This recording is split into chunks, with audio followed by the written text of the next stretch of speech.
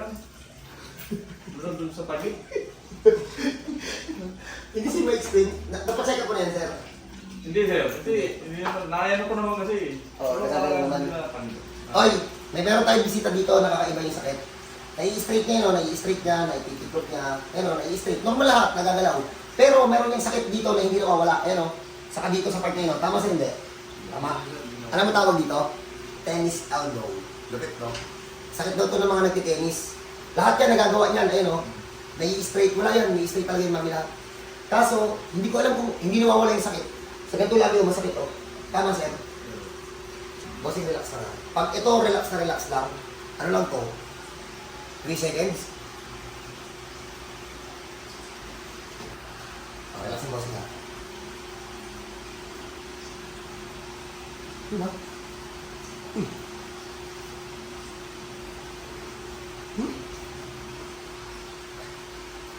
Dumulas na.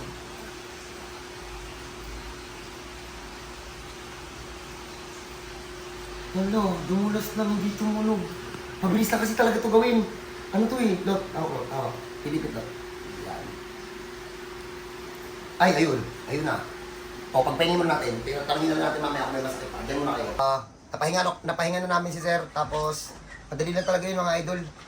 Sa mga OFW po na makakaranas ng ganon, yung tennis elbow, hindi yun ino-operahan. Huy, grade 4 pa lang ako, kaya ko na yung tanggalin. Testing muna natin doon sa speaker na yon. Sa may mga ganyang speaker, alam niyo naman na mabigat yan. Sir, pwede niyo pong buhatin. Ayos.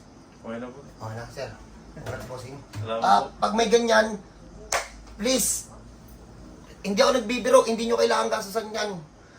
Ano po, magpunta tayo doon sa mga legit na manghihilot, doon sa mga hindi nag-aral. Hindi po na-aral yung hilot. Una ko na po kayo ha. Hindi po na-aral yung hilot. Yung hilot po, talent po yun. Hindi po yun kayang aralin. Ito si sir, may mga pinuntahan na din. Tamo hindi nadali. Itong hihilutin namin na isa ng manghihilot na humawak sa'yo. Dalawa?